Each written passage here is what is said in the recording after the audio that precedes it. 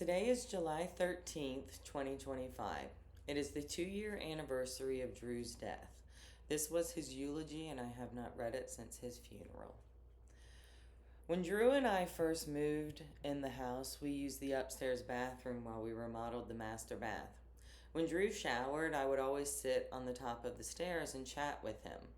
We were doing our normal ritual when I heard crash, boom, bang coming from the shower. I looked over, and of course, Drew had fallen, but it was how he landed that was priceless. His head was poking out of the bottom of the shower curtain, which could only mean one thing. He was sideways with his ass in the air.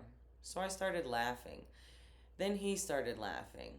Then his butt started laughing, which made us both lose it because farts are always funny. It took at least 15 minutes for me to ask him if he was okay and for him to unpretzel himself. This is the most difficult and easy thing I will ever write. Talk about my husband and about our love and all the laughs, so easy. Saying it all in past tense, crushingly hard. Not a lot of people know this, but Drew and I worked together at Fuddruckers when we were 17. Me in the limelight as a corner girl, and him as a scrawny kid making meat patties. We were both into the 90s rave scene, where it was fashionable to have pant bottoms so big that you could hide 7 dwarves in the bottom of your pants. We actually realized that we were at so many of the same places at the same time that we had similar memories. At 32, we met again through a dating app, and the first night we spoke, we talked for 6 hours. Second night, 6 hours. Third night, first date, I was so nervous about meeting him, and he said, "Well, if it helps, when I see you, I'll probably kiss you." That oddly enough helped. So when I got to the restaurant, we shared our first kiss at the beginning of the date. Then we ate amazing food, and Drew pretended to like sushi. He had never had it before. Then it was coffee, and then we went back to his truck and laid in the back and just talked. It was a dream. I knew instantly that this was it. I was lucky. I found my soulmate. Loving Drew is easy like Sunday morning. Drew was my better half in every interpretation of the phrase. He was better than me, and he made me better. The most caring and sensitive person I have ever met. I used to call him Atlas, because he would always carry the weight of the world on himself.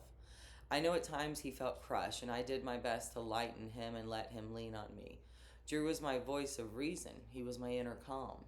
I remember hearing him on the phone with the utility company that had pissed us off, and I hear him say, "Sir, you can work this out with me, or I can put my wife on the phone, and trust me, you don't want that."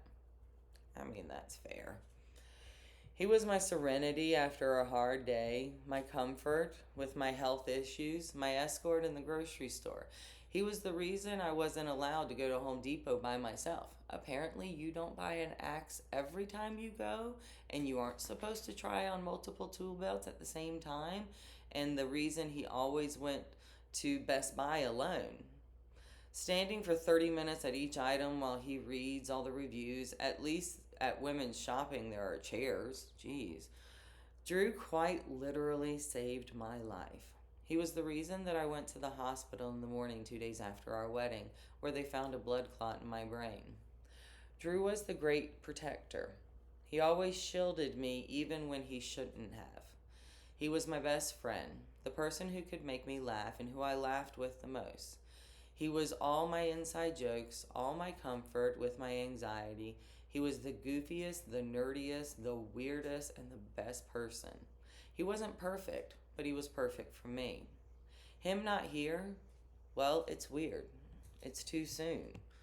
We had plans and dreams. We were going to grow old. Me in a rocking chair, him watering a plastic plant, wearing shorts, a tank top, knee socks, and flip-flops, yelling at the kids to stay off our lawn.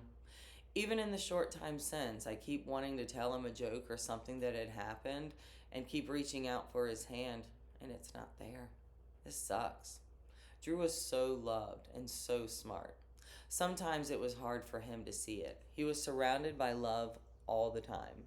He has the most amazing parents who always looked up and to who always looked up to and he just wanted to make them proud. His mother had said to me the other day that and I was moved. She said that he was the best parts of her. And I'm sorry, I have to skip this part because I don't believe it anymore. Um, our anniversary date from when we started dating was July 12th.